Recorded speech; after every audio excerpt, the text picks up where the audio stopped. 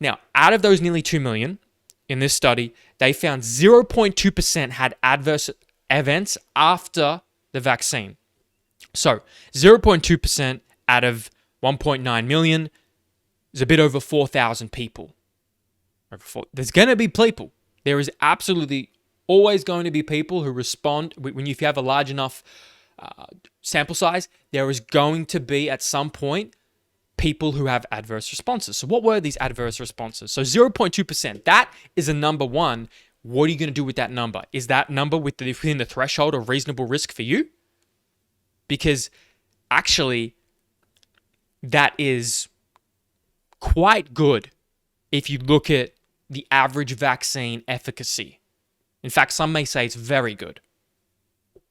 But that's just looking at statistically from other vaccines. Now, among these, we had 175 who had anaphylaxis. Anaphylaxis is not just a closing up of the throat and a respiratory, oh, I can't breathe.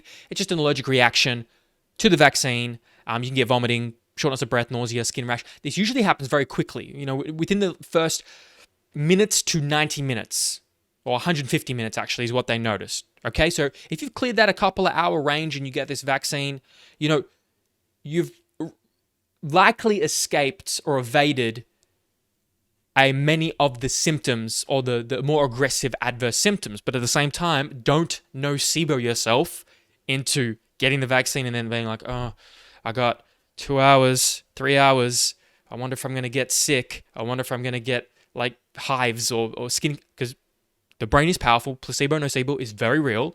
And there are going to be many people who are going to say they got symptoms, but we're going to misappropriate their symptoms to nocebo instead of actually a adverse response from the vaccine. Basically, if you didn't realize or got what nocebo meant, nocebo is the opposite placebo. Placebo meaning your brain triggers a beneficial effect from a dosage or stimulus of something. I give you a sugar pill, there's nothing in it. I tell you it's going to it's going to improve your energy, and your energy gets better 10 minutes later. I give you a nocebo, meaning I give you this pill, it's going to make you feel nauseous. There's nothing in the pill. It makes you feel nauseous. Nocebo. So, something to consider when we talk about symptoms. There's gray area in this stuff, so let's talk about it, because the headlines you read won't really. So that's one study, and that 0.2%, people can look at that and see whether that's worth it for them for this Pfizer vaccine. Number two, in December 10, 2020, a study, the safety and efficacy of the Pfizer mRNA vaccine, clinical trial, 43,000 people. They noticed an efficacy rate of 95% in preventing the disease. Most common reactions. Okay, this is now beyond anaphylaxis because people want to know what else is there. Fatigue, headache, muscle pains, chills, joint pain, fever, and injection site reactions. So you might actually get some tingling, weird feeling around the actual injection site, which is actually quite common in vaccines, and probably very easy to nocebo yourself into doing. Now, this was a multinational study, placebo-controlled, observer-blinded. So there was a group that actually thought, well, they didn't know if they got the vaccine or not, okay? And the observer-blinded. So the researcher actually didn't know who they were giving it to. So the researcher couldn't actually bias their response, or rather the observer.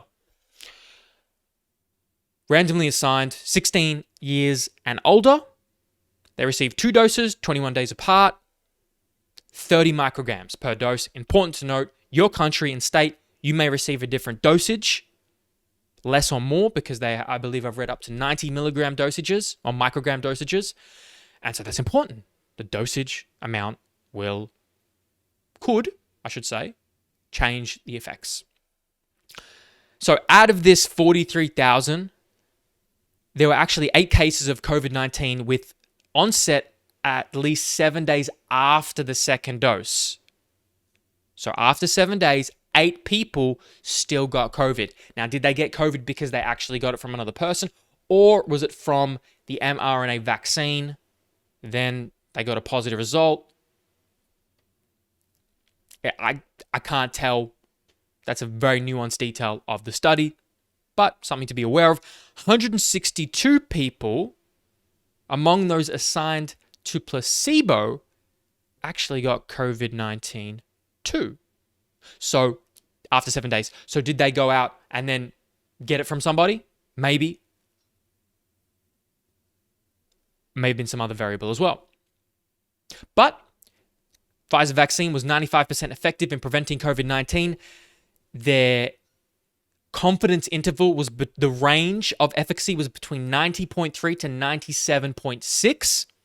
Important to note, there's always a range, a confidence interval where we are 95% sure that the results sit within this range.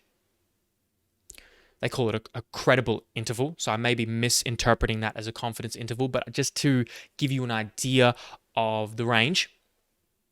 Similar vaccine efficacy sits between 90 to 100%.